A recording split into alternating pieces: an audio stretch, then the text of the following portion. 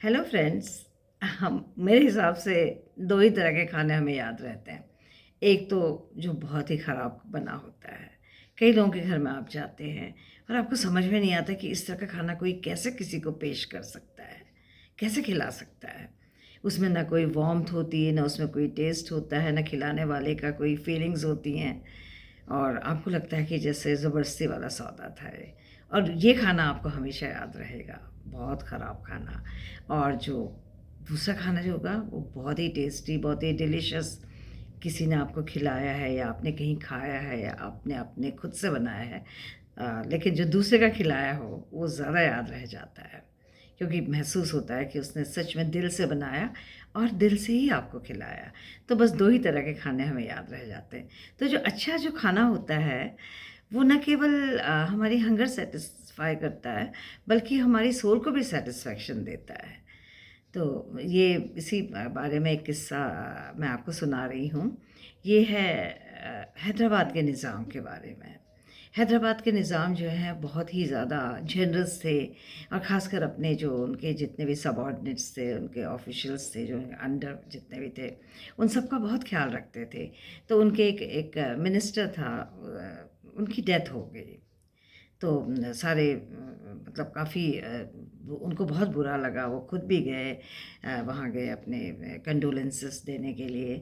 और फिर उनसे कहा कि आप 40 डेज़ तक अब आप बिल्कुल खाना मत बनाइएगा, क्योंकि मुस्लिम्स में 40 डेज़ का होता है मोर्निंग पीरियड, शोक का जो टाइम होता है वो 40 डेज़ का होता है। तो 40 डेज़ में आपका कोई खाना नहीं बनेगा। आपके मॉर्निंग मतलब ब्रेकफास्ट से लेकर डिनर तक का तीनों मील्स जो हैं वो निज़ाम के घर से ही आएंगे, ये उनको बता दिया गया।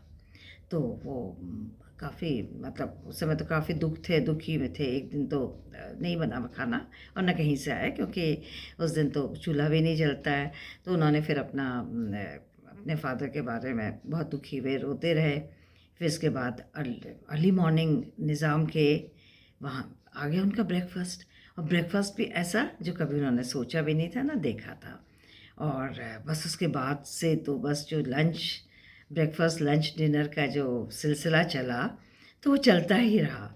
और हर कोई चीज़ रिपीट नहीं होती थी, हर चीज़ एक नई होती थी। कई कई डिशेस होती, ये नहीं कि एक पूरा दस्तरख्वान लगता था और उसमें वो लोग बस वो कि वेट करते थे।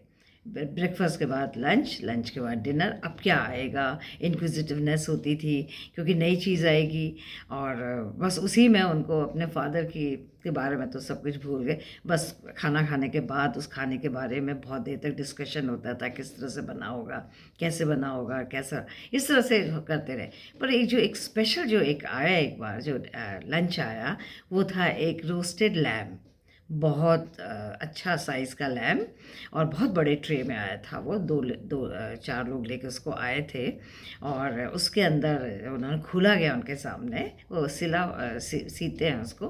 जब उसको खोला गया तो उसके अंदर था सैफरनी पुलाव, मतलब केसर का pulao, with lots and lots of dry fruits and boiled eggs.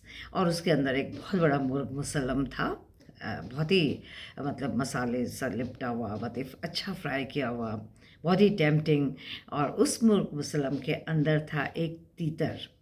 तीतर मीन्स जो पार्ट्रिज होते हैं, थोड़ा बड़े साइज़ का पार्ट्रिज था उसके अंदर। और उस पार्ट्रिज के अंदर एक छोटा सा क्वेल था। क्वेल मीन्स छोटी बटेर। तो वो इस तरह से मतलब दे वर अमेज्ड टू सी दैट। और उसको देखा उन्होंने, इतने ज़्यादा वो मतलब समझ लीजिए कि मेस्मराइज हो गए वो। इसके बाद खाया, उसके बहुत ही इस तरह से करते करते 40 डेज़ हो गए। उनको याद ही नहीं रहा कि 40 डेज़ हो चुके हैं और अब खाना नहीं आएगा। डिनर का लास्ट डिनर आया, उनको नहीं याद नहीं रहा। और अर्ली मॉर्निंग जब वो ब्रेकफास्ट का इंतज़ार किया और ब्रेकफास्ट दिया, देन दे रियलाइज्ड कि फ़ादर की डेथ हो चुकी है। तब उस समय उन्होंने रियल मोर्निंग की अपने फ़ादर के लिए, क्योंकि तब खाना नहीं आया था और ना आएगा। जो खुद से बनाना है तो खुद से बनाने में वो मज़ा कहाँ। Thank you.